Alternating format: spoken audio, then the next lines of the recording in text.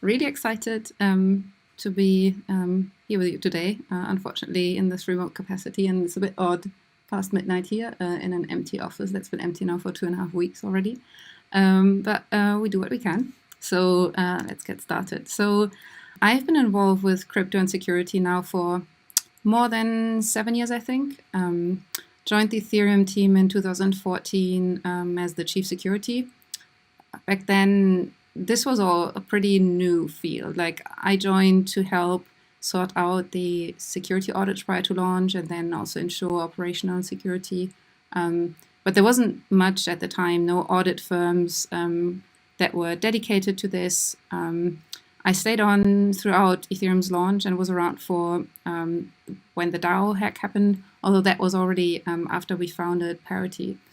Before I joined Ethereum, I worked as a consultant for McKinsey in Berlin.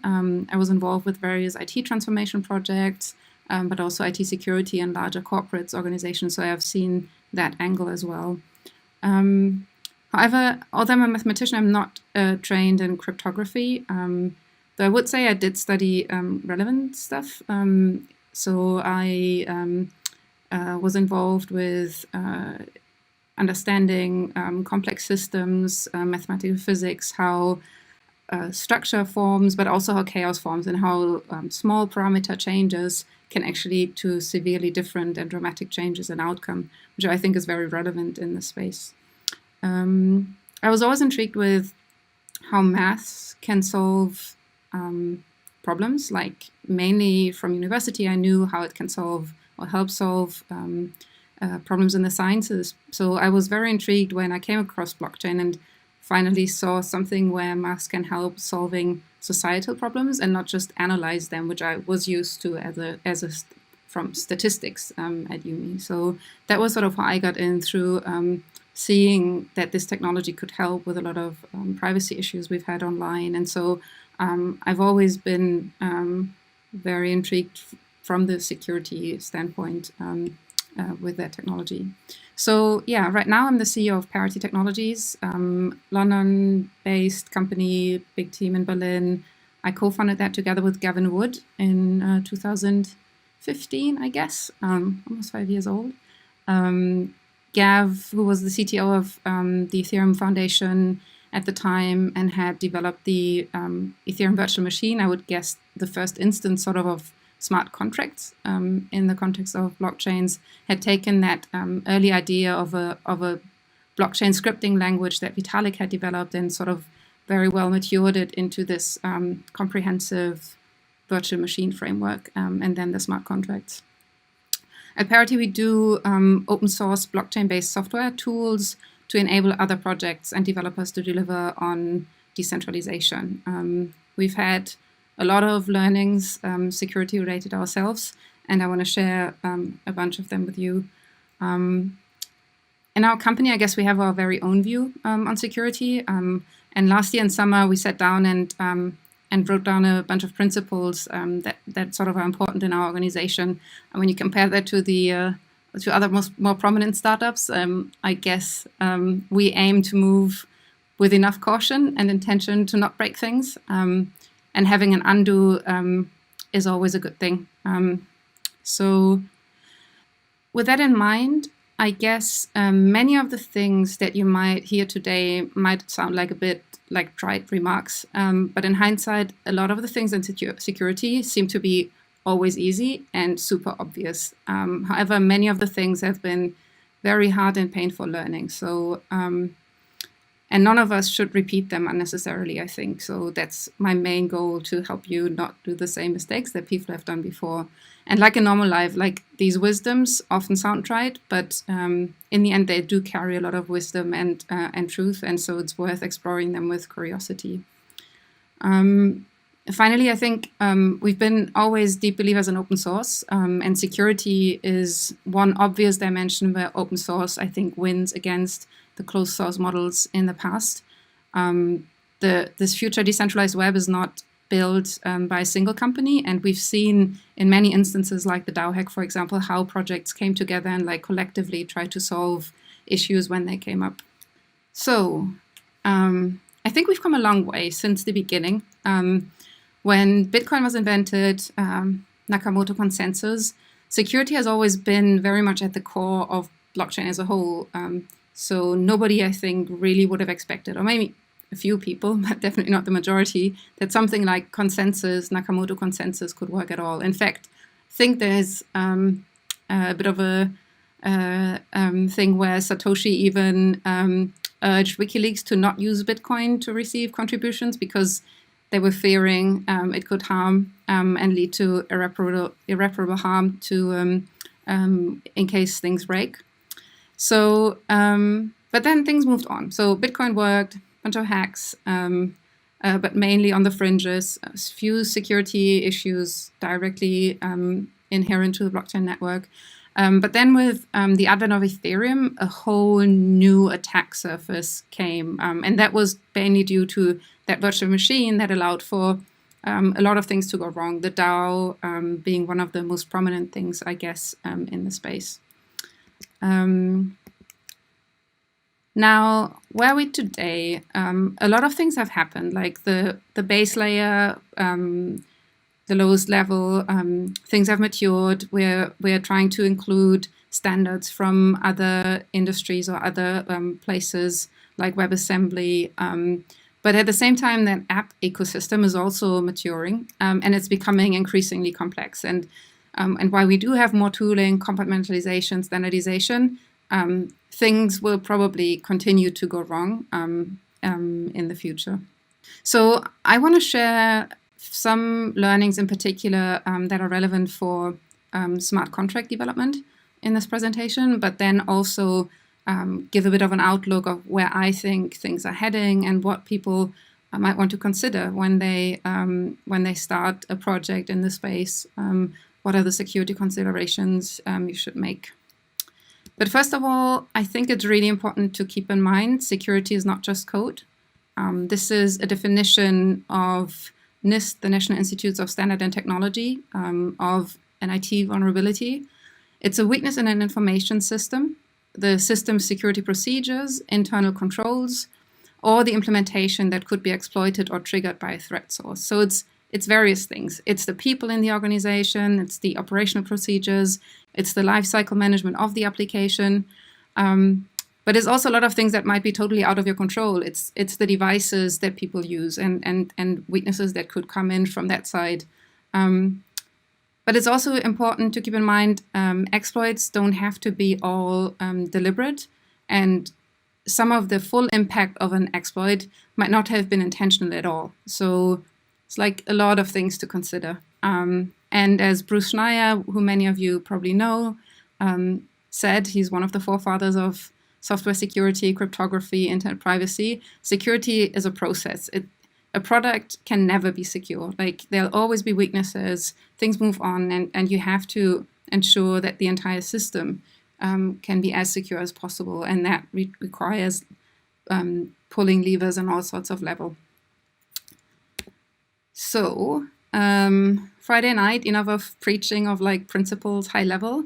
Let's dive into the smart contract bit of this presentation. So when I use the term smart contract, I primarily refer to smart contracts as they appear on Ethereum. That's the space I'm mostly familiar with. But let's take a step back. What can go wrong with code? Just in general, when you look at code, what are the things that typically could go wrong in order to learn from that and how that applies to smart contracts? Many of you are probably aware memory safety is always an issue, not just from a security perspective. If you're a web developer, you're probably well aware of the disastrous effects of malicious input to your code and having to properly check for that. Systems administrators probably seen how accidental access controls can be very detrimental to what you're doing. One of the things we're in particular trying to overcome with blockchain, like the dependencies that come from very fundamental design decisions. DOSing attacks, very important issue on the web. So yeah, that's just a few things, just to give you a sense of what am I talking about when I say things can go wrong with code. One thing that's important to see is that all of these issues don't have like a single answer. There's various things and various approaches we have to take in order to mitigate them. At the core, to me, is the threat modeling. So having a really thorough understanding of the potential threats, the actors, their motivations, all the different vectors, and how you can attack. So that's a very fundamental thing you should always do, and it's actually quite fun to do when you start doing that. There's audits, so reviews both internally and externally that you can do, and which initially were quite difficult to come by with in the blockchain domain. But these days there are a bunch of specialized companies. Some specialize in smart contracts, some do more wider work. Testing is important, obviously, for obvious reasons, both manually as well as fuzzing, so random approaches for finding the issues with your code. So how does that translate into smart contracts? That's issues that can go wrong just in general with code. So first of all, like the issues we find in smart contracts, and there's, for example, a quite prominent security firm, Trail of Bits. We also work with them on Polkadot, who have done analyses of that. And I think the reading material had some reference. So they've looked at it, and in principle, you find the same issues with smart contracts that you find with normal code. Not so surprisingly, in the end, it's the same monkey sitting in front of the keyboard. But that doesn't necessarily mean that it's in the end the same impact that it has, right? So a lot of the findings, almost 50%, were impossible to imagine detecting with testing, and that's really problematic because when you once deploy smart contract code, it's hard to change it unless you've implemented measures beforehand that let you upgrade your code or make changes in whatever reasonable way. There's really no way or it's really hard to mitigate issues that come up. Also, when you look at what's been written about, you could get the impression that some of what you read about shouldn't necessarily. So that doesn't necessarily mean it's the relevant code or the relevant issues for your application. Like other things might be more important because your system displays other complexities. But all in all, I think the big learning from all the issues that have come up is smart contract development is the opposite from agile. It's the opposite from how software development happens today. It's very costly. Because the only way to get additional insurances is basically by contracting external consultants in the form of audits, and they are really costly, which makes it a tough thing to do. You want to probably apply a very thorough approach for writing your formal specifications and whatnot. These are things you might want to take into account. So I would say, as sad as it is, and even though tools have been developed, smart contract development is far from easy and far from secure at this stage, unfortunately still. Nonetheless, there's things we can do. At Parity, we have developed like a 14-point checklist at some point that goes beyond just the development. It's a very comprehensive list, starts with how you organize your GitHub and repos, how you do the deployment, the lifecycle management, and then in the end, of course, also like how you deal with code quality and the production of the code. So maybe just a few examples. So what you want to do is you really want to compartmentalize what you do and separate it from everything else that's happening in your organization.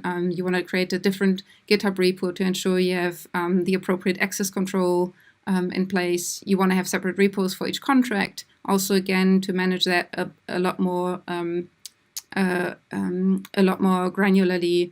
Embed all dependencies to ensure you are always in control of what you're doing.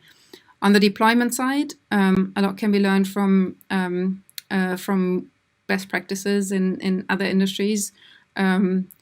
Make sure that you always have a thorough understanding what is the actual live contract that you have deployed. Make sure that the README is really comprehensive and gives you the relevant information that you need when things go wrong, like where's actually the deployment address. Things that might seem trivial really, really aren't trivial when things go wrong and you are under a lot of pressure. Code quality, you might want to try and use a different language when you write the tests from what the code is actually written in, to ensure you're not getting caught by language quirks.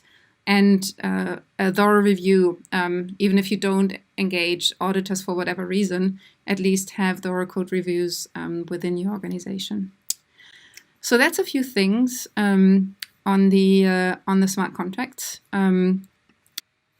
Beyond that, I think there's some interesting observations of how the entire ecosystem has evolved as an interdependent open ecosystem, and things we've observed that are security relevant.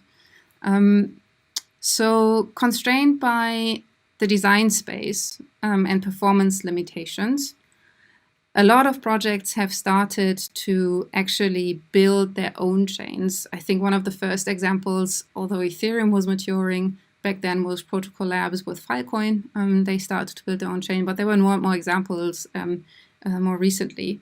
And sort of a concerning thing when there is the old adage from crypto, don't roll your own crypto, rolling your own chain is maybe something you don't want to do because it's really difficult. I mean, we're at Parity, we are focusing on that layer, like building blockchains. We've built an Ethereum implementation, Bitcoin, Zcash, all sorts of things, these days Polkadot.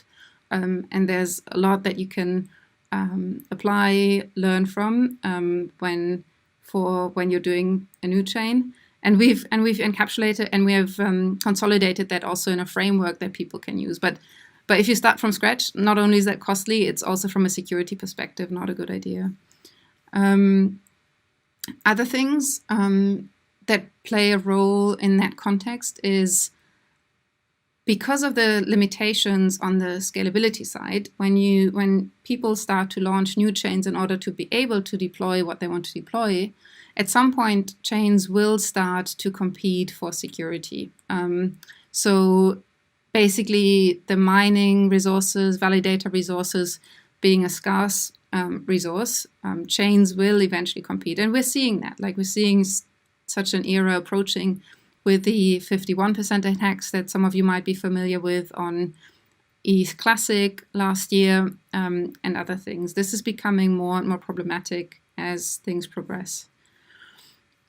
On the other hand, applications are getting more and more complex, and in particular intertwined with the platform as well. We've seen that for the first time, I think, or that became clear in the context of the DAO as well, where in the end, the reason why the DAO got fixed, and for those of you who maybe not be too familiar with that, that was the very first instance of a decentralized autonomous organization deployed with the help of smart contracts that dramatically failed. There was an exploit, and a malicious attacker was able to basically seize or would have been able to seize the funds in the DAO if there hadn't been a fix. And since there was so much Ether deployed in the DAO, around 10%, the eventual decision was basically through a governance move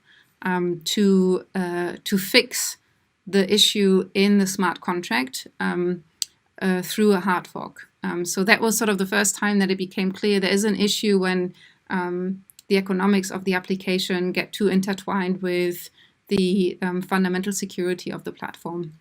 And I think very similarly, for those of you who have followed that in the DeFi space, where ETH is used as collateral, that creates problems as well. There isn't enough compartmentalization, I would say.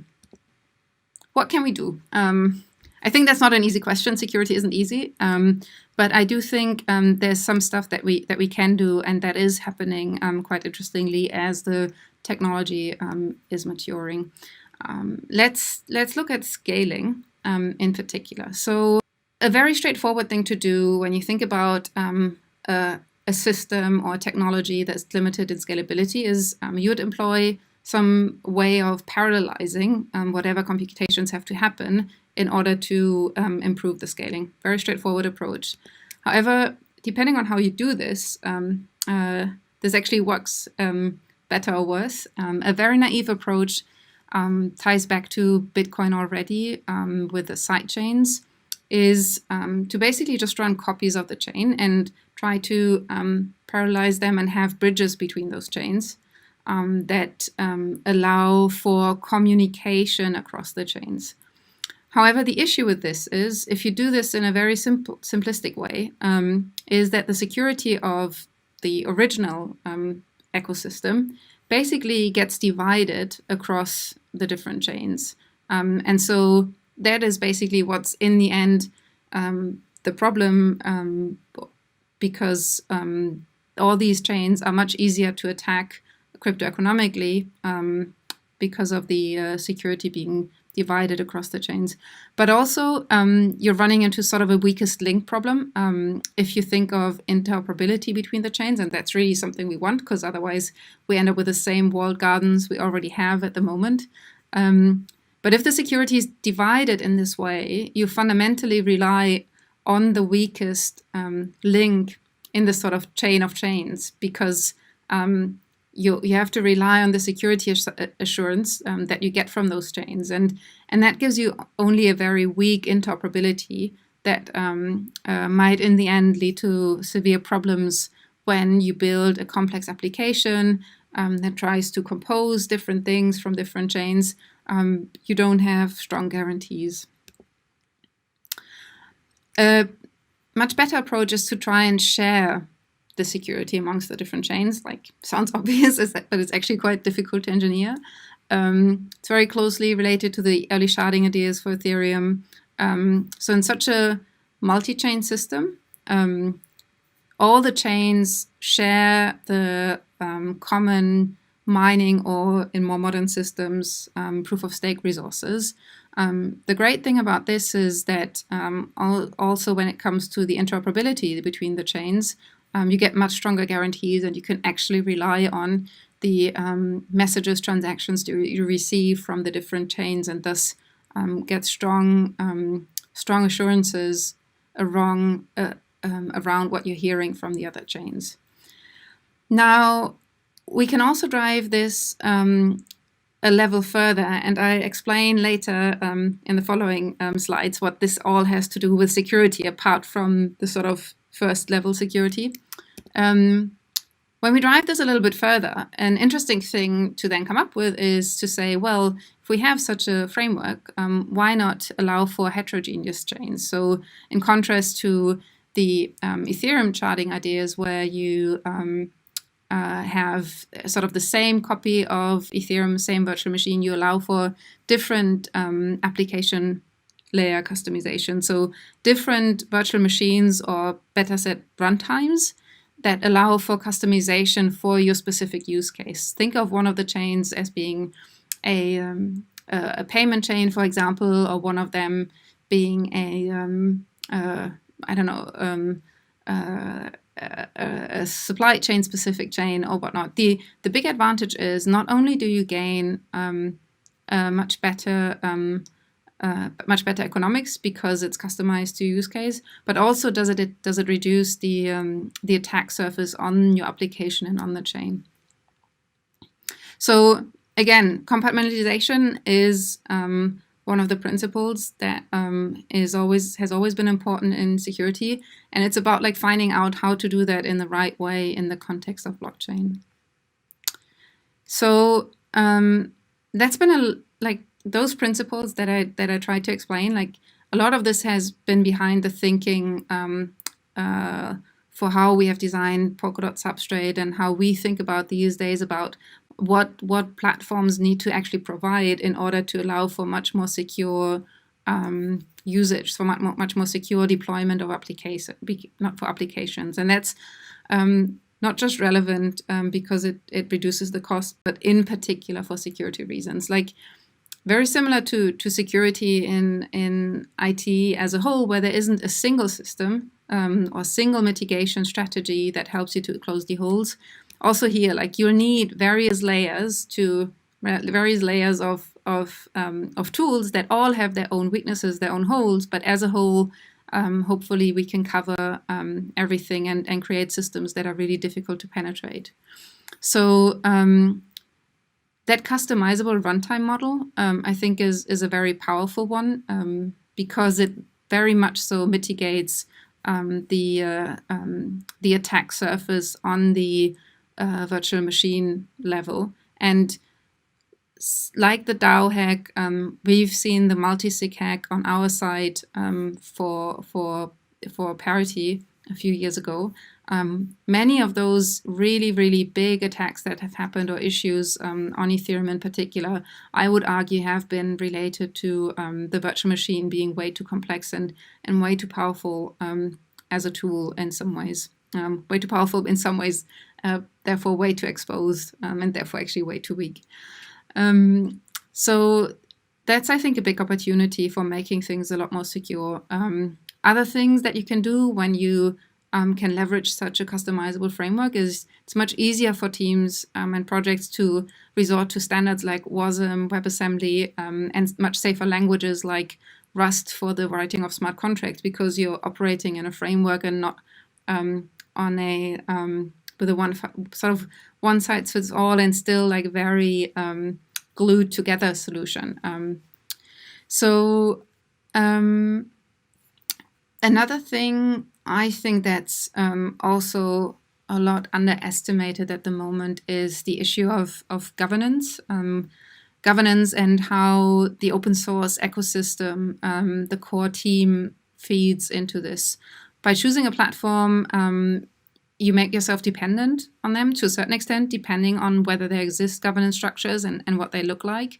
And the problem is, in the end, on-chain governance might be the ultimate measure in case of a big failure. We've seen that work with the DAO through that fix, and having a strong approach on that end is, I think, core going forward, and will save people when things go wrong. So still like a ton to figure out. We've come a long way. There is a lot that we can learn from other industries, I think. And with Ethereum, we've done that as well when we started. One of the things that we did, in contrast to Bitcoin, when we started, Bitcoin, you might be familiar with the fact that there's just the reference implementation. There is no formal specification, or at least there wasn't originally.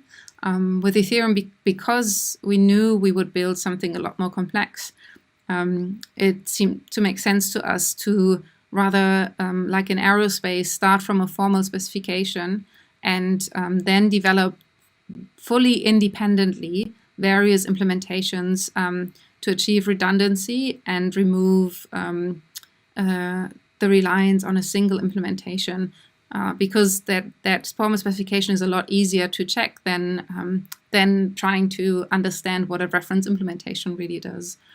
Medicine, again, medical professions, I think there are a lot of good procedures to be learned. Checklists is one of them. I think they've created a lot more safety, and a lot of the things we see seem trivial, but they should be written down in a checklist, in some format that can be easily accessed, gone through when things go wrong. We used to run, we always had frameworks in place for how to do announcement. Like there's all sorts of things where clear checklists can really save you when you're under pressure. In many ways, I would say blockchains, or like let's say the smart contracts that we deploy, are a lot more similar to hardware than software. Once deployed, once shipped, very difficult to recall. So might want to have a look at things that people do there. When you are active in this space, it's good to have the right procedures in the organization. There's various things you can do. I think in general, you want to establish a really strong security culture in your organizations. But one of the specific things you want to make sure you have is crisis communication, because when things go wrong, you don't want to scramble and try to find a firm that can help you talk to the press if that ever becomes necessary. And then again, I think developing your code in an open source fashion has tremendous benefits. It is, I think, one of the key things that kept Ethereum alive in the early days. The fact that also in that ecosystem, projects came together and helped each other. And it's the same thing we're seeing now for Polkadot. Open source is powerful to build ecosystems, but it's at least equally, if not more, required in order to create secure systems. So, key takeaway from this. I mean, I hope you did take away something from the practical things that I talked about. If anything, I'll provide you with some crypto adages so you can sound like an expert. I think, yeah, one of the key things to keep in mind, security is really much more than code, and everybody in your organization should feel comfortable to speak up when they see an issue arising. That's really the best way to ensure that you are prepared if things go wrong, or ideally that things don't even go wrong. Like a strong security mindset in your organization is important. Smart contracts, at least for now, because of the lack of tooling, aren't secure, or at least say it's not easy to develop them in a way that you should rely on them. It's not agile, costs a lot, and more issues will probably happen until we have those tools. Be careful when you roll your own blockchain, or better, don't do it. Like rolling your own crypto, you don't want to not rolling your own crypto. You don't want to roll your own blockchain. That's a big undertaking. I think overall, it's important to stay humble when you're active in this field. Learn from other industries. Learn wherever you can. There's a lot to be learned also from Web 2 and stuff that went wrong.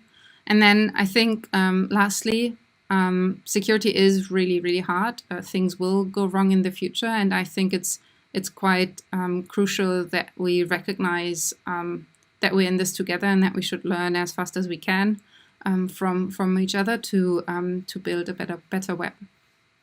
Thank you. Great, thanks, Jutta. That was great. So yeah, give a virtual round of applause or visual round of applause. Great. Okay. So great. We got some questions in the Q&A channel, and I'm gonna just sort of read them out to you. And again, thank you so much for staying up super late on Friday night to take these questions. So the first one is from Paul, and his question is: would audits be more difficult for a feature involving multiple chains on Polkadot when compared with a similar feature on Ethereum, since you need to consider the characteristics of every different VM that's involved? I guess it very much depends. I think it's easier to analyze in its components because on that level things are a lot easier to understand. Like if you have a customizable runtime, it's a lot easier.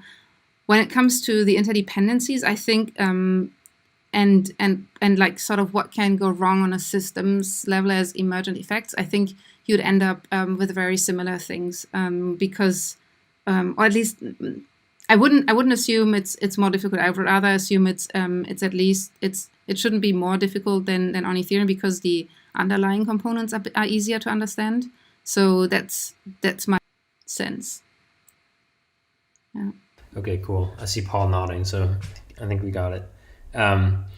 Okay, cool. So next one is from Eddie on the A6 and Z team. He's asking, can you say more about how security guarantees can be made between shards of the same chain? What are examples of projects that do this, and some differences between these efforts? Security assurances on. I mean, the only examples really that come to my mind that do have this strong interoperability are Ethereum and Polkadot. Like all the other attempts with doing interoperability, be that Cosmos or POA, like they all leave you just with a weak interoperability because they don't overcome they don't overcome the issue that you divide the security in the end. And there's a big difference between sharing and dividing on that level. That's really the only examples that I can see. Okay, cool. Next one is from Stefan. What attack vectors open up by adding support for WASM smart contracts instead of a smart contract specific virtual machine? I would actually say take it from a different angle. I think, well, yeah. I mean, it's a good. I hear your question. It's you're asking about what comes up. I think when it comes on a higher level, it's the better approach because you're taking something that has a lot more eyes on it than something that that is fairly limited in its audience. That said, I mean, it's not that you couldn't, and there's probably interesting approaches for developing a secure smart contract language.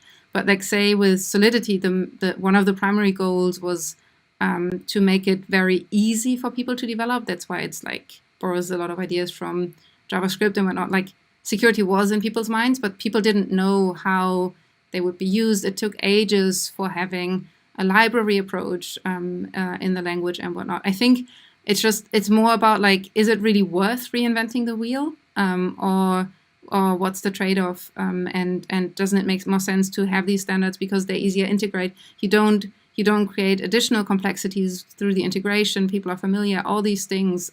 That's why I would strongly argue for standards as compared to reinventing and making it specialized. Yeah. Cool.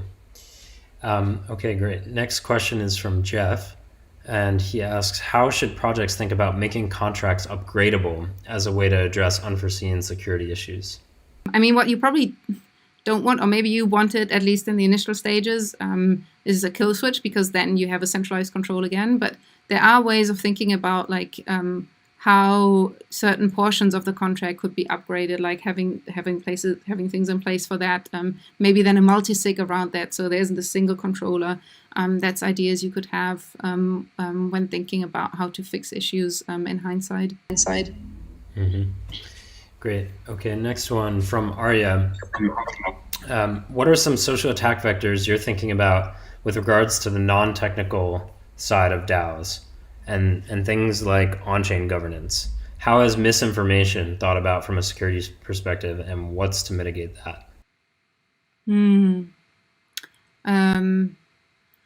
I mean, the game theory of these things isn't easy. That said, some of the game theory, it's not really clear how some of that plays out in the real world. I think that's in general something to be aware of in crypto, and that started with Bitcoin already. Like, not many people would have thought that it does work, but then it's the real world that makes or breaks, and only then you become aware of like what the actual assumptions or modeling threat models, the really real parameters should be.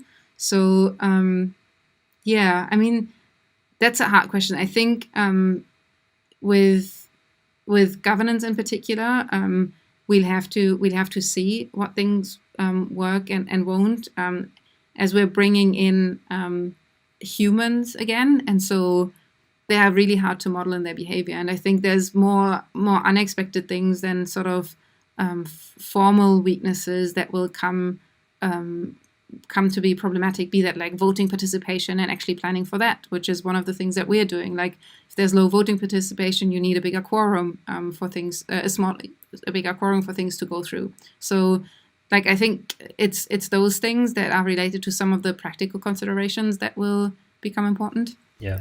I actually have a follow-up to that, which is, I guess, how do you think about the role of sort of traditional management structures in the context of governance versus like some of the new things you can do with smart contracts, like quadratic voting, for example? Like, I don't believe all of what we've done so far should be thrown away. Like, I do think like a lot of the things that we've developed in the past as governance mechanisms, or like good governance, in particular checks and balances and whatnot, like should really think hard about like how to do that.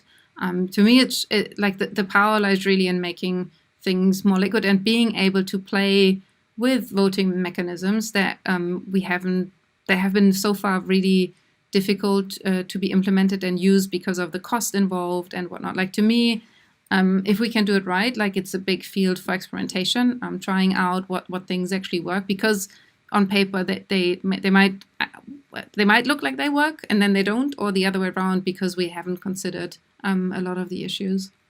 Yeah. But always do it in a way where you have an undo, where you can go back, ideally.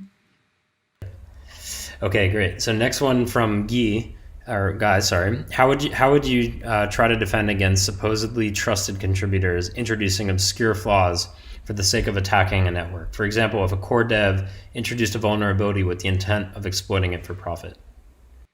I mean, I guess even with open source, like shorting is always something that people can do when they introduce something. But I do think open source already mitigates against a lot of these risks. I mean, in your organization, again, when it's an organization that does this, it's relatively easy to implement relatively strict review processes to still ensure there is redundancy, not the reliance on a single contributor. Mm-hmm. Right. Okay, next one is from Mark, and he says, "You advise." Sorry, maybe just to add. I mean, again, tying back to where I started, like some of the threats that your system might be exposed to might not even be deliberate, right? Like you want to do all these things, even because people just make mistakes, like regardless of whether they're malicious. I mean, with they're malicious, they might make like sort of sophisticated mistakes deliberately, and they're hard to come by with. But like a lot of the things you want to have in place in any case, if you're dealing with such core essential services, because things can just go wrong accidentally. Right. So yeah, it's to your point. Like you need to have multiple processes in place. So if a vulnerability gets introduced in that way, hopefully the process catches it. Right. Yeah. And review that. I mean, take all sorts of approaches for coming up with that. Like and be creative for not falling into groupthink. Like when you sort of request maybe feedback from the organization on what they think vulnerabilities are in your system, then ask for anonymous feedback so people don't fall into the groupthink way. Like there's a lot of smart things you can do that help you deal also with the weaknesses in terms of psychology of people. Mm-hmm. Right.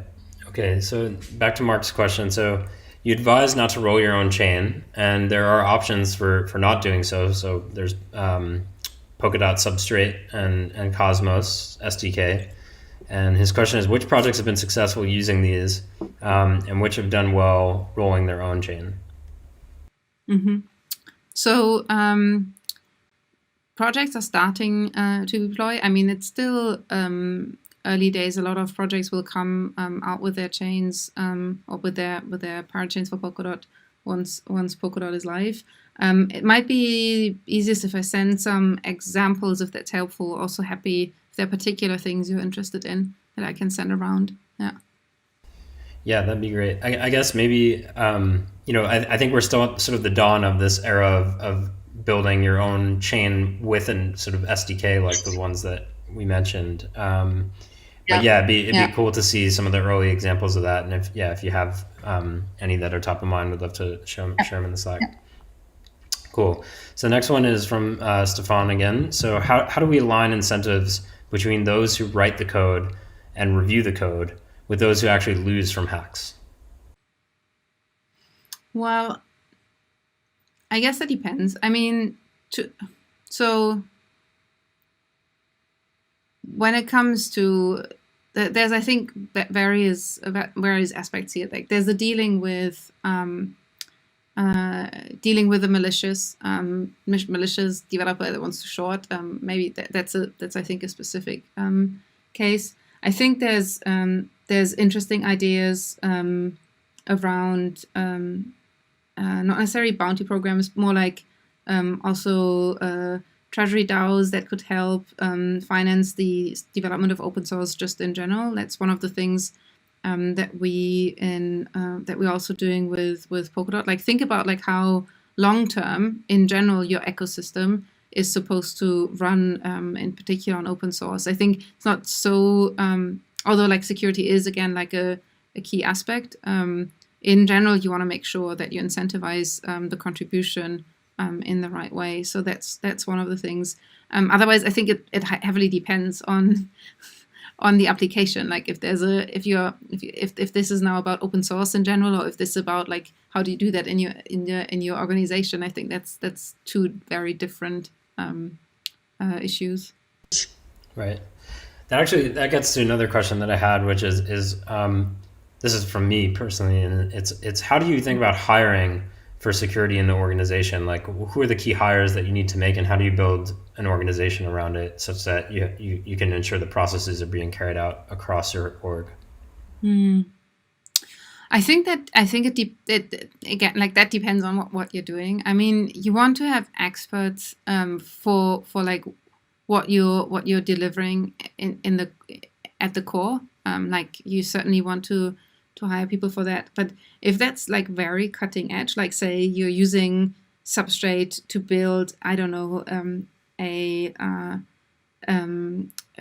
zero knowledge proof chain, or that includes zero knowledge capacities, like you'll have a hard time finding experts. Then you want people who really can think outside of the box, who are like really happy to think first principles, sit down. You will need to work with all sorts of people across the system. Like with the early audits back in Ethereum, we were doing the same for Polkadot. Like we work with academics that look at certain theoretical aspects of what we're doing. Then there's the commercial code auditors that depending on their specialities, look at relatively straightforward things where they can do standard approaches like fuzzing that they know from other systems. But then for some stuff, you really need somebody who just sits down and thinks really, really hard about the things you're doing. And it depends. It's good to have, I mean, if you can find someone, but they're really hard to come by with, like experienced people who've seen things go wrong in this ecosystem. That's always very useful. But I wouldn't underestimate also, it's not enough to have, you won't make things secure just because you have one expert, right? If you're building a culture of like move fast and break things, then even that person can't help you with issues that will come up. Mm-hmm. Yeah. So do you think there's something to be gained maybe from hiring sort of security officers, chief security officers from other more established either software companies or some of the other domains that you mentioned in your talk? I mean, probably. I mean, like I think we're in a relatively special situation where we're developing like technology at the cutting edge. I mean, even there, I think like, well, we did look at aerospace, which has similar issues, or like which just at some like when you build a new airplane, like this is a totally new thing, and there's a lot of considerations you need to make. There's a lot of rules you have to comply with, like all these things, and learning from that, I think makes total sense. Some of that is not easily accessible, like it's not because open source is not so core to those industries. You don't necessarily find a lot of the information, but it's certainly worth talking to people from these domains and learning from them. Right. Cool. Okay, so moving on to the next one. Do you have any examples of exploits that weren't at the code level? Any examples of exploits that weren't at the code level that come to mind from your experience with existing blockchains?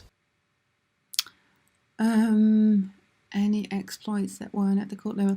Like I'm not so. I guess maybe that ties back to my statement that I made. Like security is not just code. Like issues originate often in code. I mean, typically they do. That's what we're building.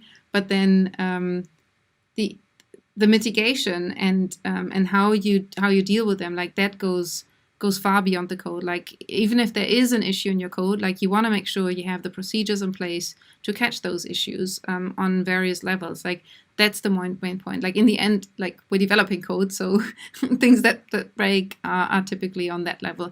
I mean, apart from like all the social engineering attacks when people try to steal crypto, right? Like that's a bit of a special set of issues that have come up in blockchain. Yeah. But yeah, as you mentioned in your talk, like 51% attacks where miners of one network are attacking another. That's happened many times, and that's an example. It's not at the code level; it's at the sort of interdependent level of the ecosystem. Yeah. I mean, yeah, sure. Like those vulnerabilities, yeah, exactly. So there's all the things that come in because we're dealing with crypto economic systems here, like 51% attacks, everything we've seen in DeFi in the last few weeks, like the way how we get exposure because of market dependencies and whatnot. Like that's a huge thing to keep in mind, and I think it's not very well understood. It's one of the things that we also try to address with the way how we designed Substrate and Polkadot in particular, so that you can have independent economics of the application, totally independent of the economics of the platform. So one thing in Ethereum is you price all the transactions in Ether in the end, because this is how the virtual machine works. But if you design things a bit differently, which we do in Polkadot, like that's not required. Like you can have independent economics of the runtime, and so first of all, you don't expose your users to the underlying cryptographic token in that way. But then also from a security and capex and OpEx perspective, like that's a way better way of dealing with the deployment of the application. Okay, yeah, that's great. And that gets right into a question from Mark, which is, do you think it makes sense to divide the security in a case where not all the transactions need the same amount of security? So, and if security cannot be divided, then low value transactions may have to overpay for security and compete against high value transactions. Totally. I mean, I'm not sure I can come up with a good example, but a different way of thinking about this, or where like sort of similar considerations play a role. If you think of, you wanted to build, I don't know, a platform for gaming, people that acquire assets in a game over time, and that's like on chain because people really want to own this. Like initially, it's probably fine if such assets live in sort of a private chain setting, because they're not worth much. But then once such an asset becomes worth a lot, like there should be an easy transition for that asset to exist like on a public chain. Like I think that's very similar things. Like the security in the end is always a trade-off. Like really strong security is really expensive and always will be, and sometimes it's also practically not feasible. So yeah, totally. There's probably ways to think about it in that way. Would be keen to hear any further thoughts you have on that end. Yeah. I mean, it's a complicated. I don't have deep thoughts on this, but it's a very complicated subject, right? And I think it sort of gets into, as you talked about, sort of the interdependencies between chains. If you have a chain of like high throughput but very low value transactions, that could be fine for that community, but also easy to attack if someone was motivated to do it. Yeah. And I think there's a whole range. I mean, because we're just starting to see sort of more real world applications being deployed, or like actual use cases being deployed, like that we have not understood at all, and where we will have to deal with new issues coming up. I think it's also an interesting moment, as I mean, the hype has gone down, but I think also more and more people do recognize the actual relevance of blockchain. Like I think it's totally worth making efforts at educating sort of the more original crypto community. I think many of them still think like, oh, blockchain's like, or maybe not many, but I think there's still some skepticism, and talking to them, because they have done a lot of good work where we all can learn from. Okay, so next one is from Eddie and Jeff. What kind of tools, formal verification, crypto economic simulation, for example, do we need in order to make smart contracts more secure in the long term? And how should projects think about the trade-off between the time and the cost of doing these verifications versus shipping? That's a really really hard one. I mean, it depends on the skill level you have, like in the organization.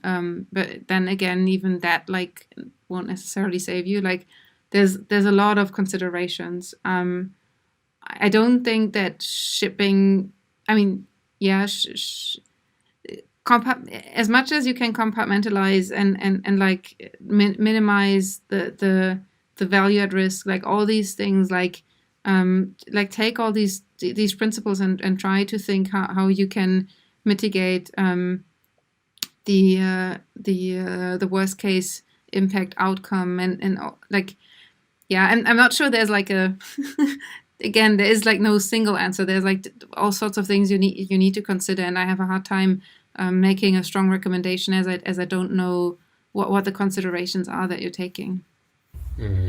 Yeah, so Swiss cheese, right? Like many layers of Swiss cheese. Okay, cool. So I mean, in the end, like still, I mean, as much as you can, like do try to think about like how could you mitigate if certain things can come up. Like definitely, even if you decide to ship fast, make sure you're prepared for things to go wrong. Like, because if things go wrong, like they can go awfully wrong, and you do want to prepare for that case. Yeah. Another one from Ryan is, what security considerations should be kept in mind when evaluating relatively newer blockchains to build on? The way how you can in that framework actually understand the attack surface and how you can the threat modeling and how you can mitigate against those. Like what are the tools that the framework actually gives you in order to minimize the attack surface that you have. I think that's an important thing to keep in mind when you do this. Yeah. Okay, cool. So I know it's super late. It's past 1 a.m. I think for you. So I think we can pause it there. And again, thank you so much for the presentation and for answering all the questions.